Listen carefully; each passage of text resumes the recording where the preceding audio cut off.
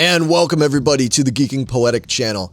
I'm your host Larry Roberts, and yes, I am back at last with another album ranking video. You may have seen some of the other ones I've done. Of course, I've done a couple of Kiss album ranking videos. I did a Van Halen one a while back, specifically the David Lee Roth albums. And most recently, I did another one of my all-time favorite bands, Thin Lizzy, ranking all of their studio albums. Thanks so much to everybody that liked and watched and subscribed when you saw those videos. It means the world to me, and I love your comments. Definitely keep your comments coming, because not only do I want to hear what you have to think about my choices, but I love to hear what your picks are. How do you rank these albums by these artists? Because obviously we all have our own tastes and they're going to vary. And in this video, I have a feeling my tastes are definitely going to vary from some of yours, because I'm going to tackle the Ozzy-Era Black Sabbath albums.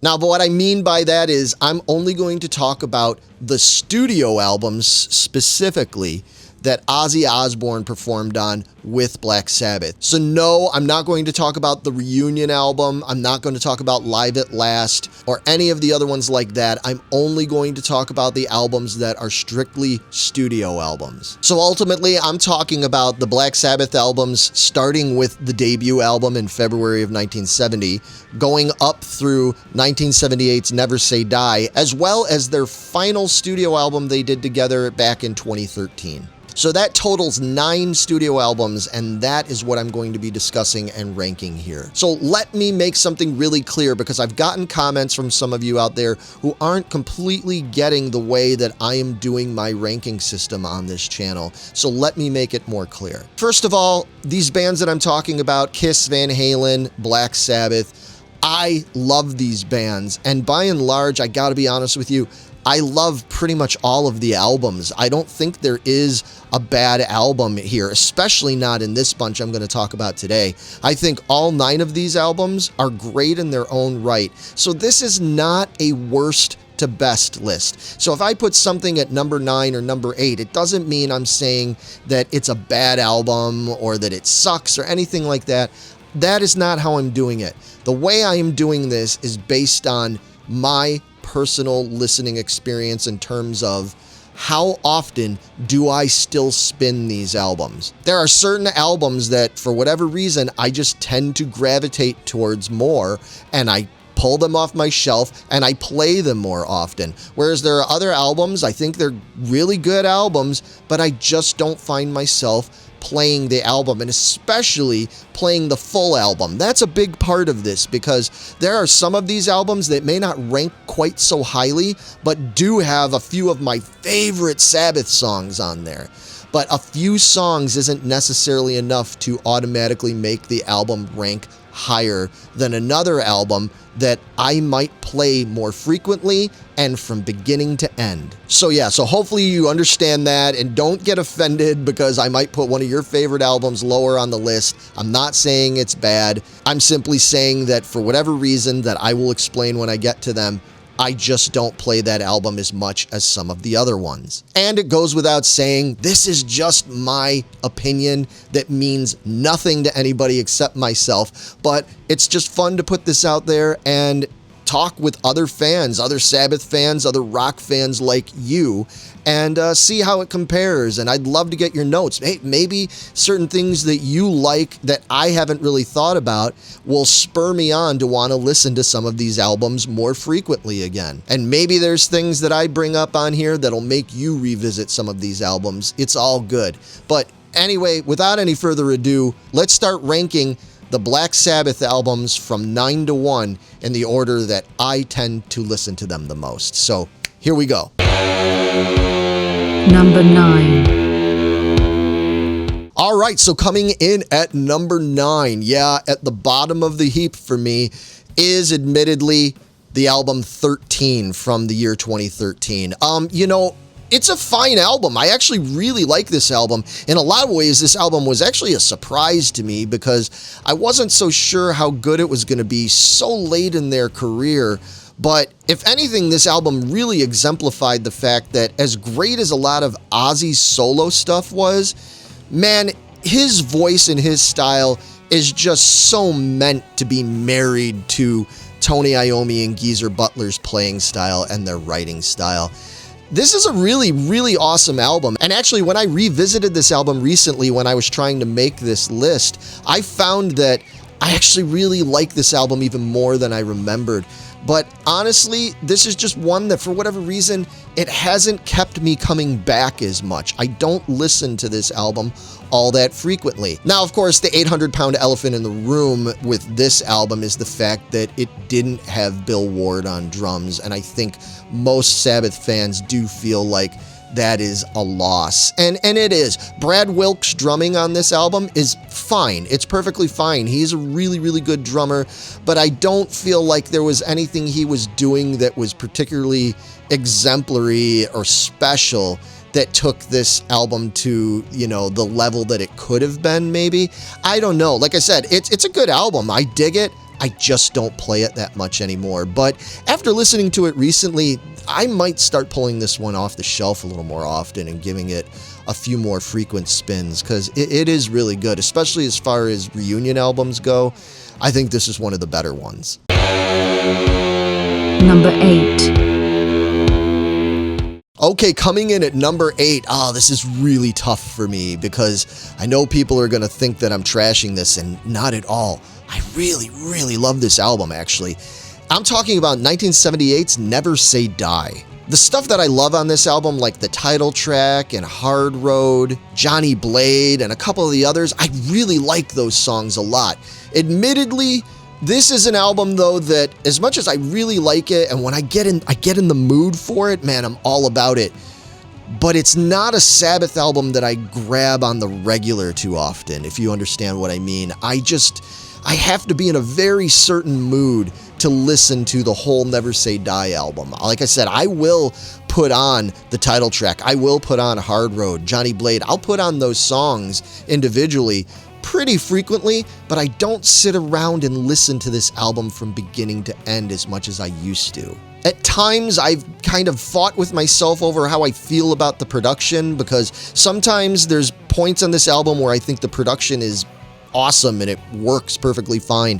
And then there's other times on certain songs where I feel like the production maybe isn't as good as it could have been for this album. And we all know that this was a very tenuous time between Ozzy and the band. I mean, right after they finished touring for this album, the band fractured and Ozzy went solo, and they wound up going the Ronnie James Dio route, which is something we'll leave for a totally separate video another time. But anyway, the point is, Never Say Die is a cool album, but it's not one that I spin all that frequently from beginning to end. There's other songs on the album that they're good, but I just don't get drawn in that frequently to want to hear them. But man, by all means, I would love to know, what do you think of the Never Say Die album? It always seems to be one of the couple in the catalog that people are really divided on. I've met fans who just think Never Say Die is wonderful, and then I've met other fans who think that it's not so great. So let me know in the comments, how do you feel about that album? Number 7. Now, coming in at number 7 is a little bit of a reverse situation from the last album. This is one that when I was growing up, I found that I really wasn't all that interested in for a lot of years. And as I've gotten older, this one has actually started to grow more and more in favor for me. And I'm talking about 1976's Technical Ecstasy. Now, for years, this was one of those albums where, kind of like what I was just saying about Never Say Die, there'd be certain songs that I would want to hear more frequently, but then there'd be a bunch of songs that I would just skip over. And so Technical Ecstasy wasn't an album that I played from beginning to end all that much. But as time's gone by, I've found myself really, really liking this album a lot more from beginning to end. And when they did the reissue of this a couple of years ago, it sort of caused me to refocus my attention on this album again. And I found that I liked it a lot more than I remembered. I mean, yeah, look, Technical Ecstasy definitely has a different vibe to it than all of the Sabbath albums that preceded it from 1970 to 75. And I know that this is another album that has been contentious for a lot of Sabbath fans out there. But on certain days, I find that actually kind of refreshing. And there's certain songs on here that I still very much love, like All Moving Parts Stand Still, You Won't Change Me, She's Gone, Backstreet Kids. Yeah, man, this is a really cool album. And like I said, this has risen on my list because several years back, I probably would have put this maybe down at the bottom or close to the bottom, but this one keeps rising for me over time. I really am liking Technical Ecstasy a lot more as the years are going by. But that being said, it sits at number 7 because the other 6 albums I just still listen to more often than I do this one, and they just mean a little bit more to me. But you never know. Things could change over time, so yeah, we might be talking about this again in the future. Number 6. All right, coming in at number 6, I have a feeling this is going to be the one that's going to be controversial for some of you fans out there that I didn't rank it at least in the top 5, but this is just how it impresses upon me, you know. I'm going to have to go at number 6 with the debut album from 1970, Black Sabbath. I mean, look, I get it. As far as debut albums go, this has got to be one of the greatest of all time. I mean, aside from the title track just basically, if not inventing heavy metal as we know it, it certainly cemented it as being a force to be reckoned with. It's such an incredible song. I love songs like NIB, Behind the Wall of Sleep. There's great stuff on this album, but it is definitely their bluesiest album, and that's not a bad thing. I think Sabbath doing bluesy stuff is killer, but it's not always what I'm in the mood for. Again, this is just one of those very mood-oriented albums. Sometimes I find myself not being able to completely sit through an album from beginning to end like this one, and I end up wanting to skip certain things. And you know, without giving away spoilers for when I eventually rank this band's albums as well, but it's kind of like the way I feel about the first Led Zeppelin album. I mean, that album is just absolutely legendary and groundbreaking in so many ways, and I do love it for what it is, but it's not one that I revisit that much because it is, again, kind of primitive for them and bluesier and not as incredible to me as some of the other albums in their catalog. And that's how I feel about the debut Black Sabbath album. It's great. I mean, it deserves to be considered as one of the greatest albums of all time. But for me and my listening purposes, it's just one that, being honest with myself, I don't pull this one off the shelf and listen to it from beginning to end as much as the other 5 albums that are coming after it here. So it's where it is. Yeah, I know some of you are going to be screaming at me about this. I get it. Again, don't think I don't love it. This is an incredible album. I just don't play it as much anymore compared to the other 5. So it's the way it goes. Number 5. All right, so we are in the top 5 now, and this is where it gets really tough. I gotta be honest with you.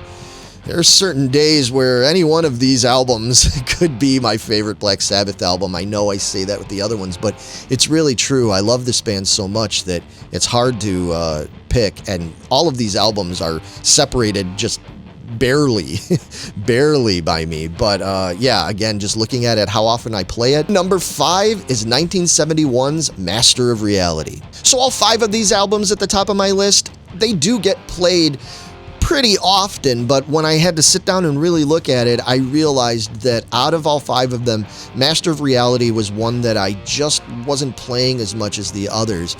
Some of that might just be that I'm a little bit burned out on a couple of the songs on there. Like Sweet Leaf is a great song. I mean, it's Sweet Leaf, for crying out loud. It's just a classic. That riff is great.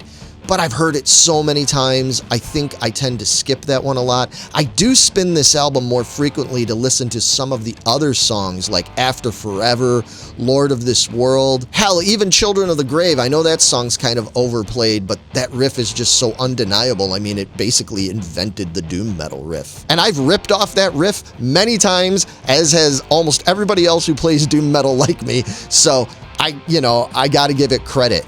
But yeah, some of the songs like Solitude and Sweet Leaf, I do find myself sometimes just skipping over them because they're great songs, but I just don't feel like I want to hear them that much anymore. And so this is, out of the top 5, this is one of the ones that I spin from beginning to end the least. So something had to be number 5, and yeah, it's Master of Reality. Number 4. All right, coming in at number 4. Now, this might be one that confuses people in a couple of different ways, especially based on what I just said about the last album. But coming in at number 4 for me is 1970's Paranoid album. Now, I realize, first of all, some of you are probably going to say, Larry, you were talking about being burned out on songs, and that's why you didn't play Master of Reality more, but you're not burned out on Paranoid? Well, no, I'll be honest with you. I'm really not. I mean, Paranoid, yeah, that song's played to death, but it's a great song, and it's a short song, so maybe I'm able to get through it a little bit more. I still have a really soft spot for that one. And then, of course, the other song that gets played to death is Iron Man. But fuck, man, it's Iron Man. It's still great. It's still got such a vibe to it. I love that song, and the thing is the other songs on this album, especially side 2 of this album, I really, really love. I think Electric Funeral, Hand of Doom, Furies Wear Boots, those are such great songs. And even War Pigs, I'm not sick of War Pigs. I still think it's a great song. Planet Caravan is definitely one of my favorites of theirs when it comes to their more like mellow stuff. Every album always has like that mellow Sabbath track on there, and Planet Caravan is one of my favorites. So yeah, compared to Master of Reality, I find that I actually still spin Paranoid a lot more. And yeah, so that's why it's my number 4. I still think it's great. And yeah, I'm happy to play this one from beginning to end. Number 3. All right, coming in at number 3 on my ranking of the Black Sabbath albums that I play from the least to the most.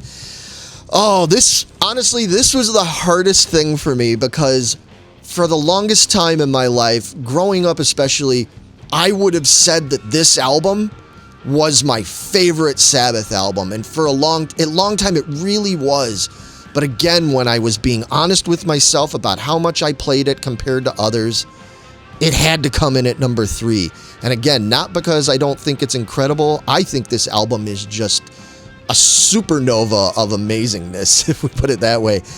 I'm talking about 1972's Volume 4. I mean, honestly, while there are some technically like deep tracks on this record, to me, there's not a weak song on this whole album. I love this album. Wheels of Confusion, Tomorrow's Dream, Snowblind, Cornucopia, St. Vitus Dance. Oh my God, they're all so good. Under the Sun, it's one of the heaviest songs ever written. This is an incredible album, and I do still listen to it a lot.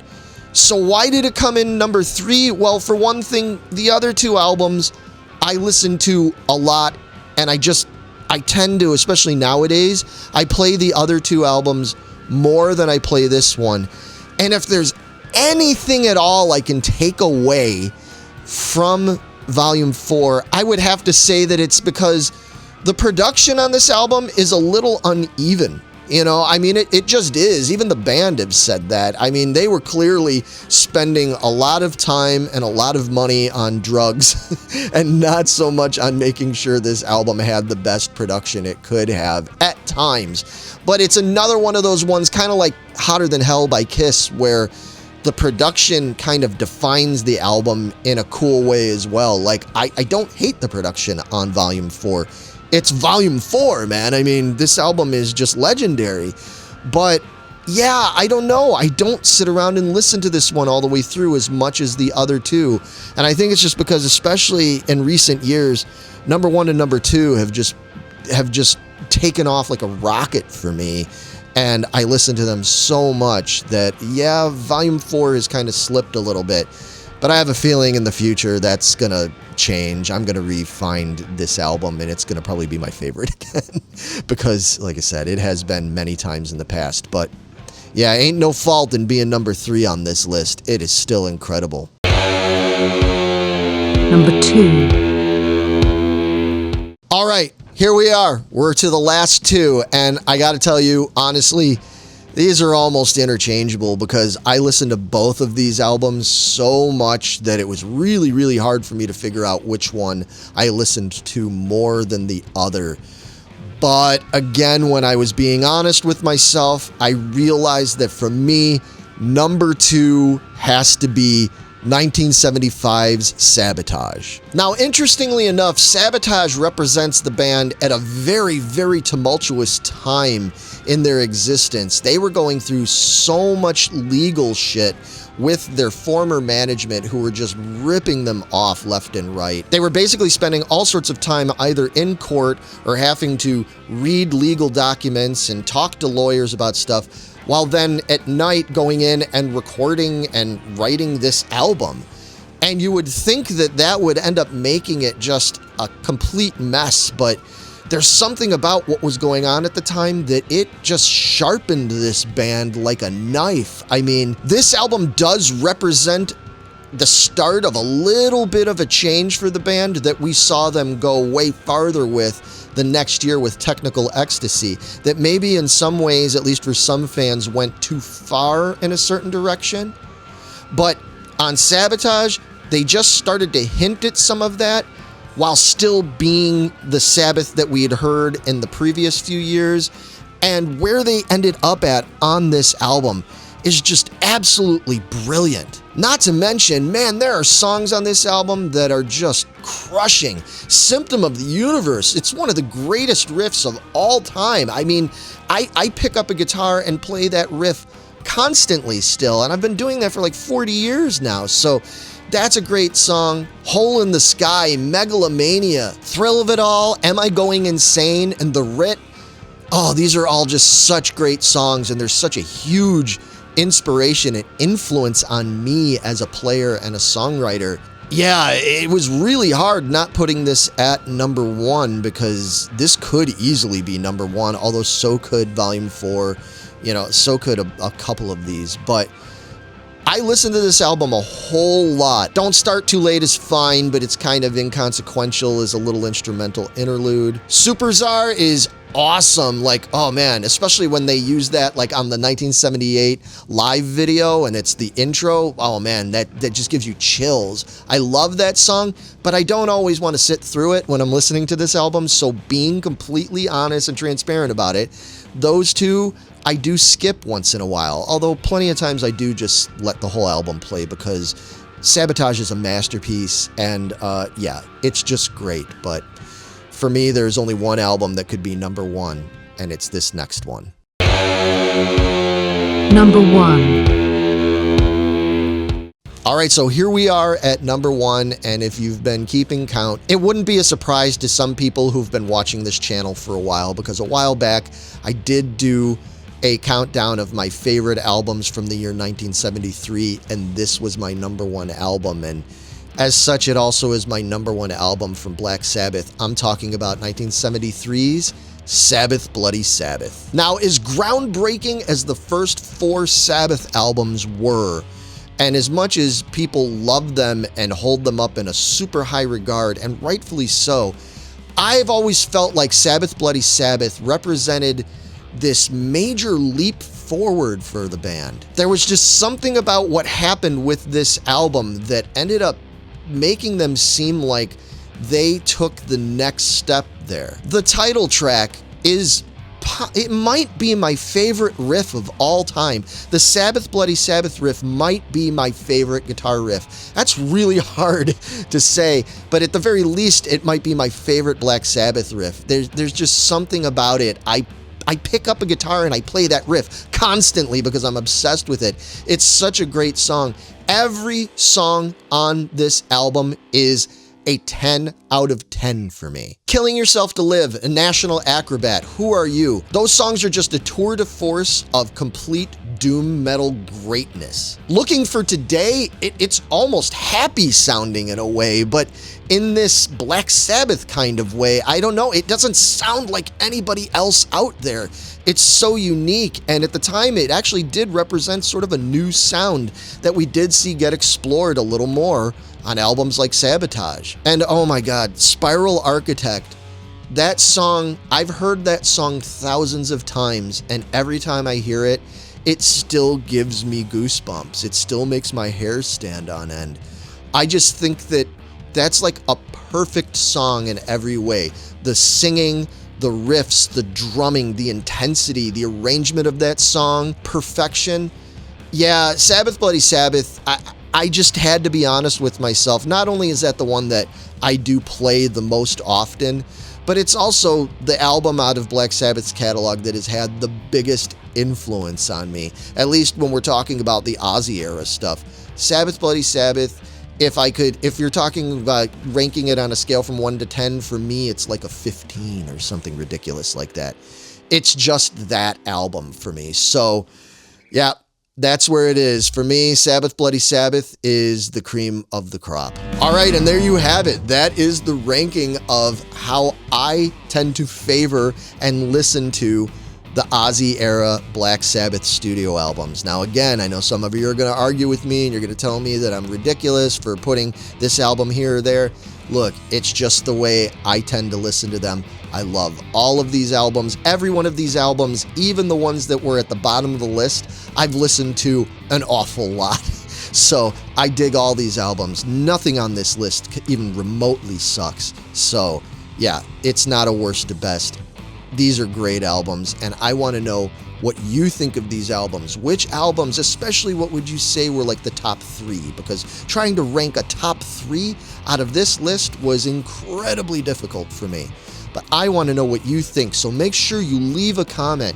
Make sure you like the video if you enjoyed it, and please hit the subscribe and hit the bell so you're notified when I have other videos like this coming out. I am going to be doing more stuff like this. I've got other bands I'm going to talk about, like Queen, AC/DC, more Kiss stuff, possibly more Ozzy. There's a lot of bands that I love that I want to talk about and rank my listening habits for, and I encourage you to let me know what you think of those, and let me know if there's any artists you'd like to see me cover and talk about, because if it's a band or an artist that I really do like and I've listened to a lot, then I'd be happy to talk about it here. But in the meantime, enjoy your records, listen to something great, and I'll talk to you soon. See ya.